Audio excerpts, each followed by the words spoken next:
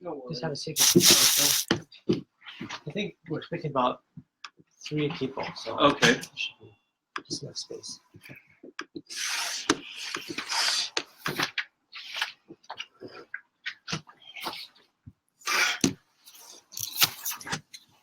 So you're here on the rent control topic, right? Yes.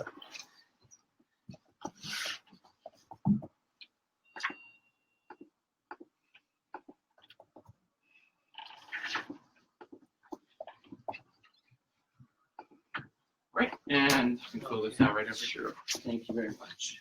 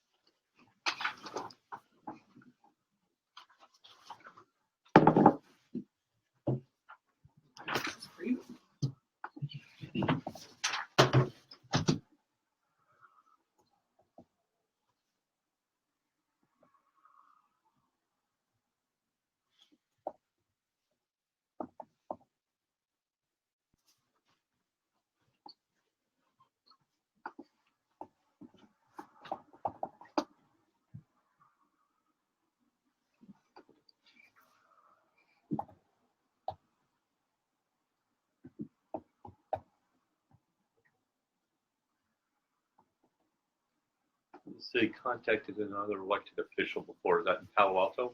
Or About any- this topic, Okay. Yeah. Is that in Palo Alto or anywhere?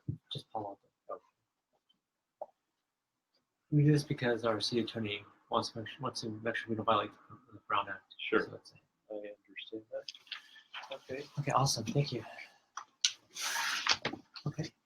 So Brian, since you're here and you're on time, you get to start. We're gonna start this Facebook Live here. Okay. Oh, is it already started? Okay, perfect. Yeah. So tell me about the topic that you want to discuss. Okay. Well, I'm here to talk to you about rent control, to share with you some information I have. Sure. A little bit about my background. I don't live in Palo Alto, nor do I own property here. I live on the peninsula. I have spent my entire career in local government. I was Redwood City's finance director for 20 years. Oh wow. Okay. Retired 3 years ago. I work for a nonprofit organization now. I'm keenly interested in the subject of rent control. My wife and I do have some small investments in residential real estate in other parts of the peninsula, but for a number of reasons, I'm interested in this. I don't think it is the solution. I don't think it's a long-term solution. Greg, ED heating. Okay, sure. We have I think 3 people. Okay. Hi, Greg. Hi. Welcome. Thank you. Have a seat.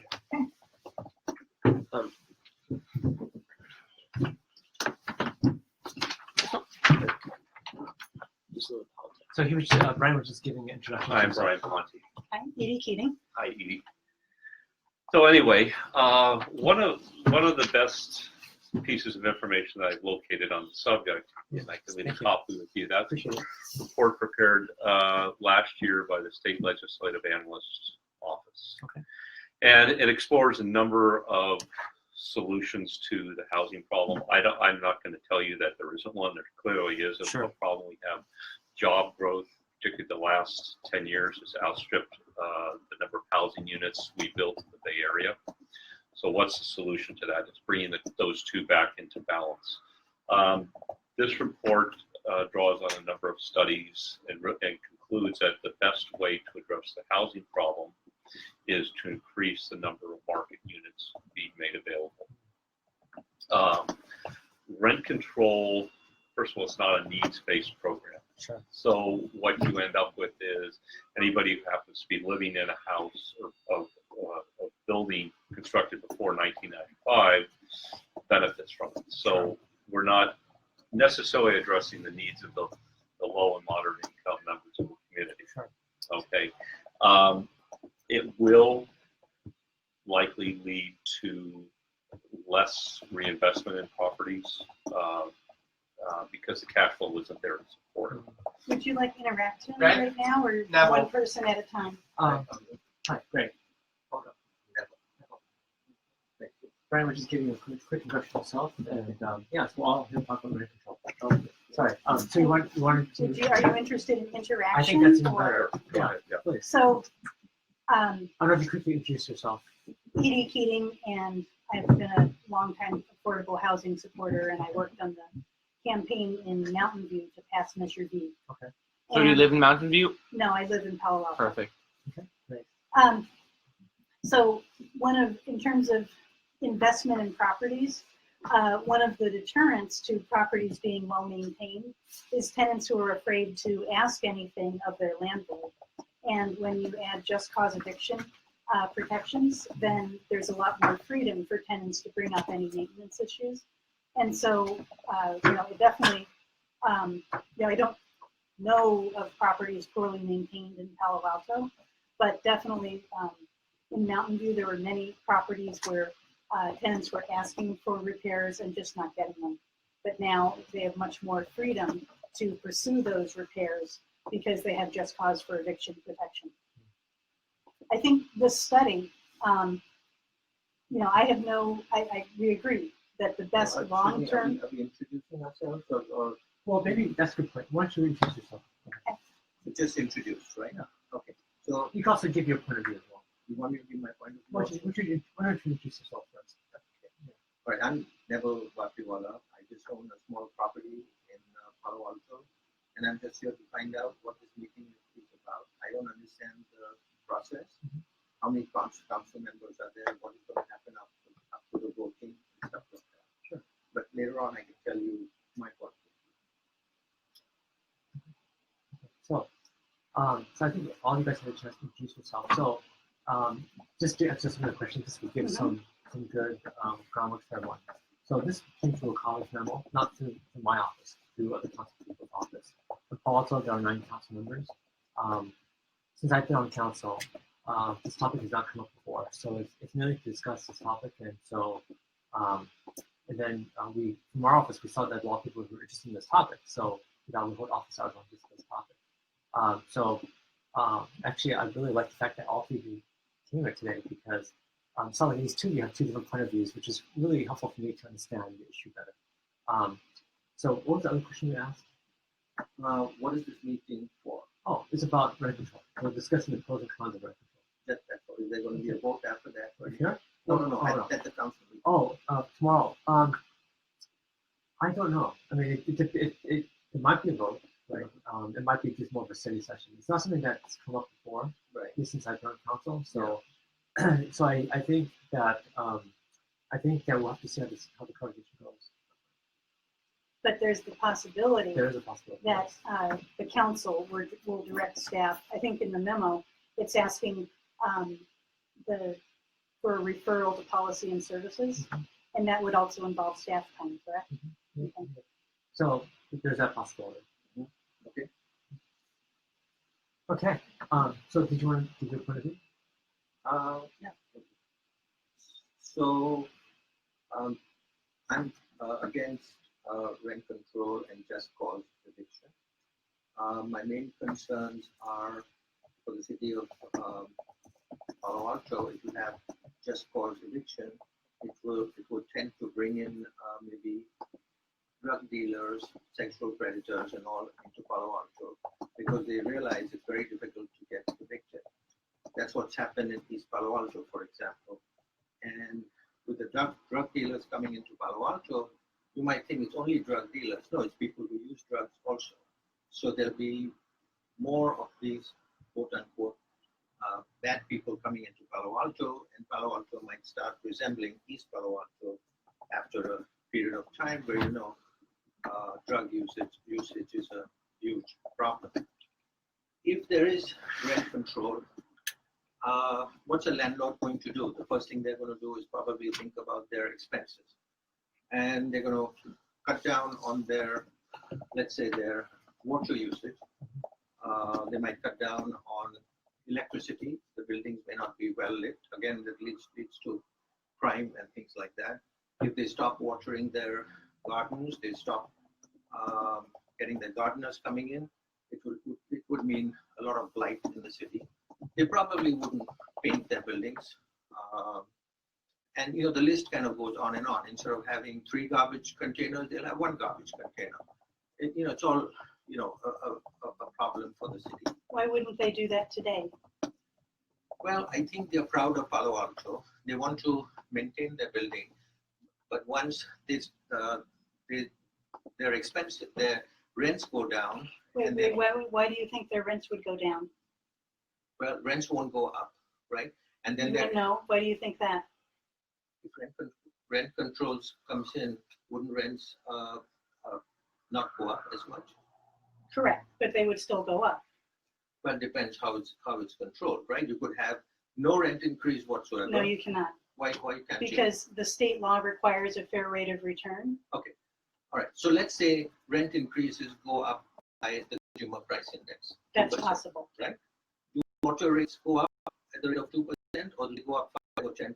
Do garbage rates go up 2%, or do they go up 5 or 10%?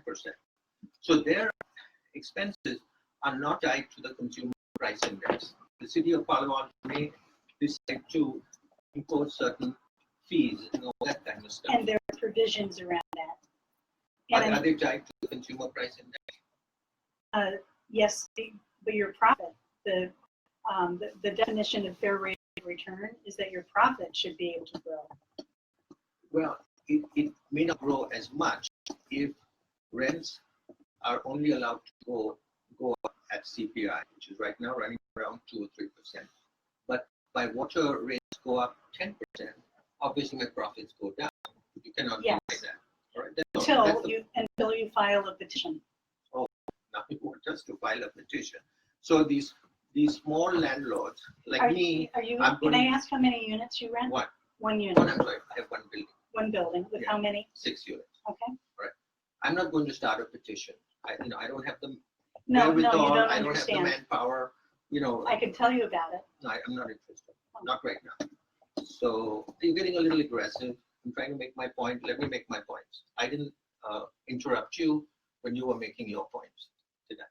I'll have to try and remember all the things you're saying that Well, I you want need a piece to of paper? educate you about. No, I think I can remember. Thank you. You just said you would. Okay, I'll take the paper. Thank you.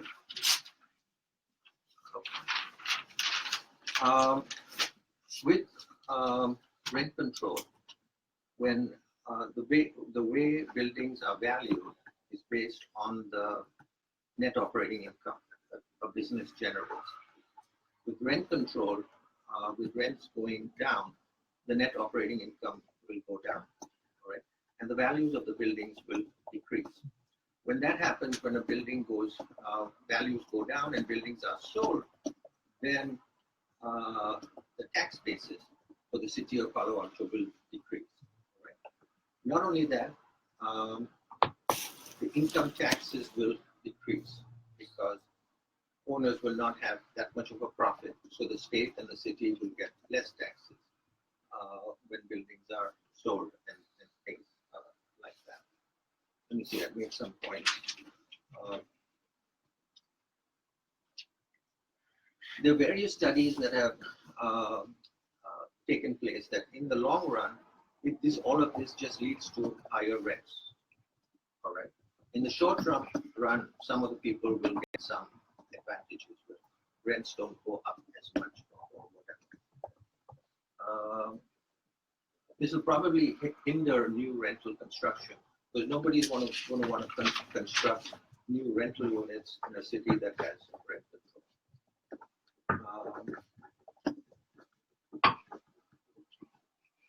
Okay, now supposing I'm a landlord and I have a good tenant, I'm probably not going to increase their rents. In fact, for the last 2 or 3 years, I have not increased rents at all. I've not been able to, even if I wanted to, I've not been able to increase rents in Palo Alto. Rents are not going up right now, at least in Palo Alto. They may be going up in other, from what I hear, it's going up more, let's say in the Valley, East Bay or something like that, but not in Palo Alto, not for the last 2 or 3 years. So if let's say rent control is imposed, Whether there's a good tenant or bad tenant, I'm going to increase the rents both if I can, right? I'm not, because I know 2, 3, 4, 5 years from now, I may not be able to increase the rents. If I'm only allowed to increase the rents, let's say it's 2% or 5%. So even the good tenants are going to be affected by this. The other thing this is going to lead to is that, let's say rents are kept low. Tenants will not want to leave, all right? And let's say their family situation changes, and instead of needing a 2-bedroom, they really need only a 1-bedroom. So they start subleasing. All right? What that will lead to is more traffic issues, more parking issues when the subleasing, happens. And there may not be any restriction on that.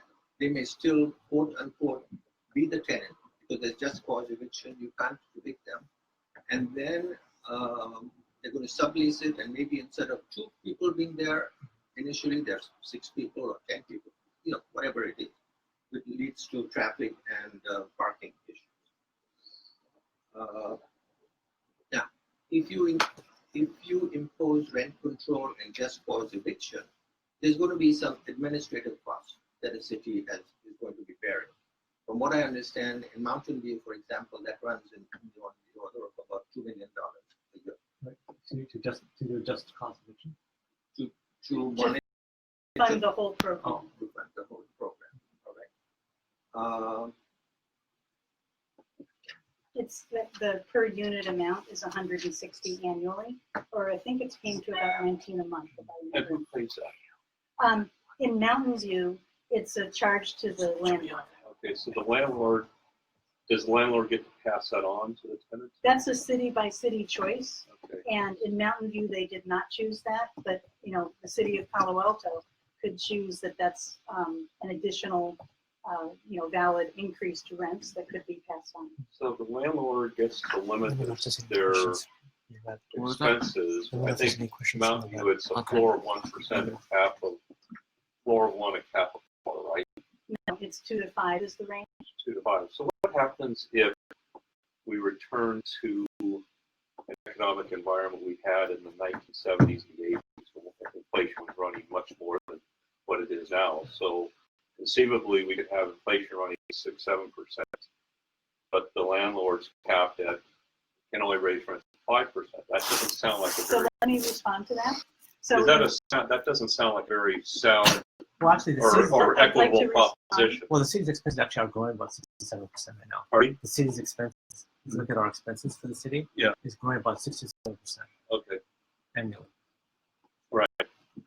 So basically, the city is passing those expenses on to the landlords and office owners, Yeah, so like, restaurant owners. so you're right about utility, like the, for instance, the trash rates, electricity rates, and water rates have all passed CPI because our expenses are going faster than CPI. That's my point, in the sense that if the landlord's income is capped and their expenses are going up 2 to 3 times that amount, it becomes very difficult for the landlord to resist. And there's a safety valve for that I'd be happy to tell you. No, hold on. Let me maybe one of the last one. So let's say the landlord has got to restrict their expenses. Another way they're going to do it is, instead of the tenant has a problem, instead of getting a licensed plumber or a licensed electrician or a general contractor, they're all going to get these cheap handymen, and that's how things are going to get fixed. That leads to safety issues and all that kind of stuff. And at the end of the day, we live in a society where it's a free market economy, and basically by doing this, taking the owner's property rights away. When does this stop? Why don't you go and restrict the rents of the restaurant? People are renting restaurants, people who are renting office space. Office space in Palo Alto has gone through the roof, the rents. Now, how come, all of that is not being restricted? Where do you draw the line? Basically, another question.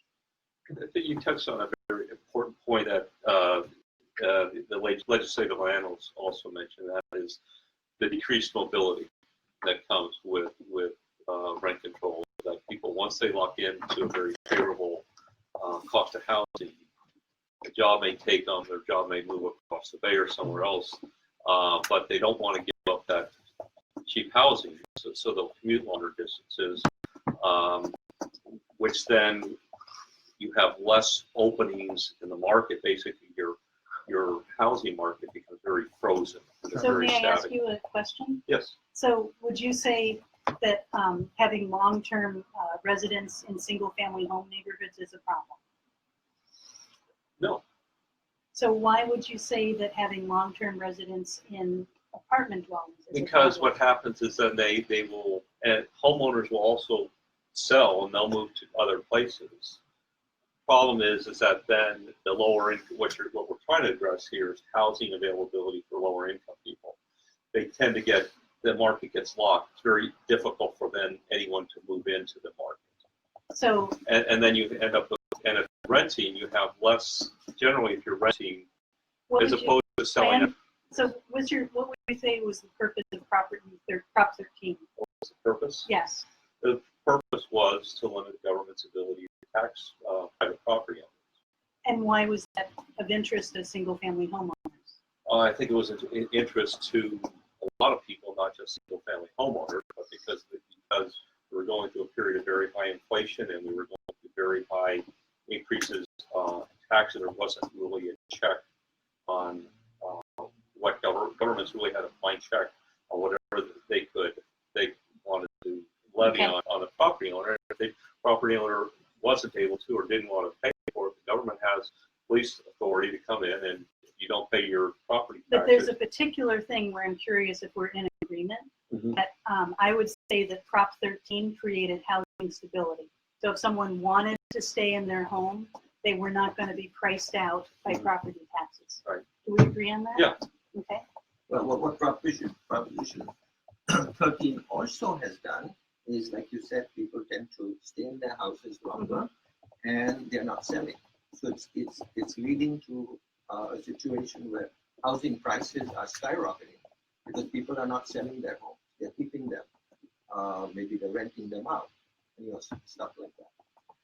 So we're in large agreement around the consequences, and it's really all a sign of housing shortage. Yeah, and that's really, I really think it sounds like a very overly simplistic solution, but having worked in local government, we're pretty good at extracting money from developer fees. You want to build something, you want to rezone the property, you want a general plan amendment, give us some dough. Well, then what that does, that throws the monkey in the back of the city to go out and find a place to spend that money. If they don't spend it quickly, inflation erodes the value of those funds. Another solution would be when someone comes in and says, okay, I want to rezone this property and I'm going to add 400 jobs over what's currently there. Okay, you go out before we give you your entitlements, you go out and concurrently develop 400 housing units. And then we'll talk about your entitlements. We don't want, And you can have we don't want the money, because the money, and then the city has to go out and fight go through the process of getting that site entitled, getting it located, building apartment buildings in places where people may not want them.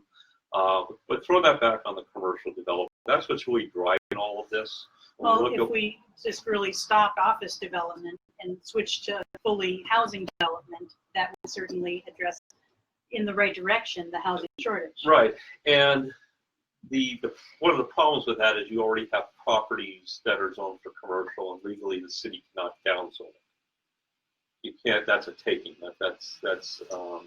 I think it depends how much. It's not necessarily a taking. If you downzone a property, it's considered inverse condemnation, and cities and city attorneys are very aware of that. You cannot. If this property here was zoned for 10,000 square feet of office space, and the city came along and said, okay, we're going to downzone it to 2,000, they would have potential lawsuit on their hands because you've taken away property. That downzoning is a very real issue in California. So you can't. I don't have the knowledge of this, but from my anecdotal hearing attorneys talk about this, I think if you were to ask that question of the city attorney, that I think there'd be many cases where downzoning has not resulted in a taking. It may not have resulted in a lawsuit. Maybe the property owner was willing to go along with it, but it's something that they're very sensitive to because with inverse condemnation, not only do you get damages, but the defendant, the city, is on the hook for the attorney fees. That's why cities are very skittish about downzoning. So once something's already entitled, that horse is already out of the barn. But there's still plenty of, for example, there's still plenty of projects on the drawing boards in the area. Not all of them in Palo Alto, but one that's very visible is in Redwood City at Harbor and Seaport Boulevard and 101. That used to be the Malibu Grand Prix site, and there was a Linkso was over there, and there was a lumber yard there. Okay, that all has a very low density zoning. The developer wants to come in. A guy we're familiar with here in Palo Alto, Jay Paul, bought that real estate. He wants a project, what he wants to put 6,000 jobs there. Yeah. He wants, I think, 1.5 or 1.8 million square feet of office space. Okay, bring in 6,000 jobs that weren't there previously. If I was on the city council, I would say, okay, if you want your project, you need to figure out where you're going to find 6,000 housing. Because that just really, I mean, that further amplifies. Or could be a combination of 3,000 jobs and 3,000. Exactly, right. It doesn't have to be. Right. So that's the problem that's driving it. When we drive along Bayfront Expressway and we see what's happening with Facebook. I mean, Facebook's a wonderful product, but it's adding a huge demand on the local housing. And that's why we get into these very difficult policy decisions to talk about rent control. And it doesn't expand, rent control doesn't expand housing. The studies here that they have reviewed support that. Anecdotally, I just had a conversation with a gentleman that owns a condo in Mountain View. He said with the increased supply of housing in Mountain View, he is not able to rent his condo for what he was getting before. It's actually the value, the rental value is going down, so he's thinking of selling. So that there is some anecdotal evidence there that when you increase the supply of market housing, people will move out. Of people right now, upper income people may be living in neighborhoods, low income neighborhoods, because that's all that's available. Once market housing is available, they will move out, freeing up older housing stock for low income people with less rental pressure. It's not anecdotal, it's real evidence. In San Francisco, rents have dropped between at least 10% because of the greater number of housing that's suddenly coming on the market. So Greg, we are running out of time, so you can do one final statement from each person. Do you want to just Yes, I would like to. say, So how much time you have left? 3 minutes. Already run I an think hour? one of the most No, we only had half hour. I think one of the most important things is to understand the state law that regulates what's allowed to be done and not done regarding if rent stabilization and just cause for eviction is enacted. And the Costa-Hawkins law is the primary state law, and it says that new units or units built after 1995 are exempt from rent stabilization. And so to say whenever anyone says that new units are, the production of housing units will go down if we have rent stabilization, I can't see the logic in that because new units are fully exempt. So I think that's a fallacy from other states that's not valid at all in California because of the Costa-Hawkins law. As long Also, single-family homes and condominiums are exempt. as long as Costa-Hawkins remains law of the land. Now, some of the same people who are pushing rent You've control, taken a lot of people. Okay, I really want to get some more Uh, time. No, you've interrupted. some of also, the so same let me people who are Not as pushing much. local rent control ordinances are very active in Sacramento, pushing AB 1506, which would repeal Costa-Hawkins. But it doesn't mean any city would need, no. So first of all, that's a very deep uphill battle to repeal Costa-Hawkins. And, it was passed by, realtor-funded, legislators, and there's still it's still a very strong lobby in Sacramento. And even if Costa-Hawkins was repealed, it would just mean that regulation isn't there, but it would still be up to each city what they do and don't want to, use that was in Costa-Hawkins to limit rent stabilization. And, I could see if someone owns one single family home, I wouldn't want to rent stabilize them and apply those laws. So, I think it's also important to people in Palo Alto that single family homes are currently exempt. So, if someone goes on sabbatical and wants to rent their home for just 6 months, there will be no restriction on that. I haven't talked at all about what fair rate of return means. And and I've been learning it from following how the Mountain View regulations work. It says that whatever profit was being made, or at least this is how Mountain View has defined it and taken a standard definition. It says that the landlord's profit in the base year before the rent stabilization was applied is allowed to grow. And so if they get into a situation where, because of, and which could well happen, the utilities going up more than the inflation rate, they can make that case to a board or a hearing officer and say, this isn't working for me. I'm not getting my fair rate of return because my rate of return inflated I'm making less than that. And then they get to raise their rents higher. The other thing is vacancy decontrol. And that means that whenever someone moves out of an apartment, that the landlord is allowed to charge the market rate to the next person coming in. Okay, so it's 1:30. We actually have another item right now, but strange enough, we actually have this again at 3 o'clock. So I'm not sure why we have it split, but it's looks like this rent control is coming up again at 3 o'clock. So any of you guys are welcome to wait for that too as well. I know it's a long time, so you don't need to, but no, this has been informative. So thank you guys for your time and interest. I think what's really interesting is you've taken the time and effort to try and understand it. I appreciate that a lot. Well, I'm trying to, yeah. And one other thing. Yes, I appreciate everyone's perspective. I did print out this whenever you get a chance. Thank you. If you could have a look at it. Okay, thank you. I think that report was not about existing rent control. Correct. It's only about what would be the consequences if Costa-Hawkins was removed. Oh, I see. No, So- that's not true. The LAO's report is a comprehensive look at the high cost of housing in I see. California. And it analyzes rent subsidies, developer in lieu fees. It talks about different solutions and analyzes the different tools that we have in place now and comes to a conclusion that more market rate housing is what will benefit all of us. Well, that was one last point. And I have no disagreement with that. Okay. Why not allow people who have, let's say, a 4-plex or a 6-plex or 10, whatever, to add more units? I don't know if there's any move afoot to change some of the zoning regulations so that people can easily add more units to that. Yeah, I think that's a much harder one, but we are out of time. So Yeah. I just mentioned that I just noticed we had another item here at 3 o'clock. I'm Right. correct. So- Proposals to within the OEM. expand rent Yeah, so control, which means by invited them doing away to with also attend everything Costa-Hawkins. Okay. Right, but that's not the whole, that's only part of the paper. The whole paper isn't about Yes, but the cost of topic Hawkins. Monday night is about rent control Right. and what state regulations there are.